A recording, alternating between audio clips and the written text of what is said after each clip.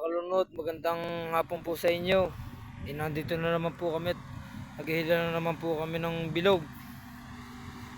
Tingnan nyo naman po mga kalunod, wala masyadong alaw. Ito naman, nandito ko.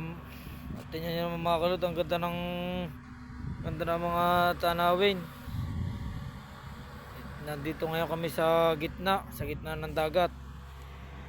Tingnan nyo naman mga kalunod, yung hila-hila namin bilog ay sobrang tining na tining naman, oh. Kung makikita nyo naman, nandito kami mga kalunod sa gitna ng dagat. Ayun yung kasama ko mga kalunod, oh. Kami naghihila na naman po ng bilog galing po sa barangay Talisay. Ayan po, tingnan nyo naman mga kalunod kung ganong kakon dito sa Batangas. At tingnan nyo naman mga kalunod, mga paligid. Ang ganda nilang tingnan. Para mga kalunod, hanggang dyan na lang po yung video ko.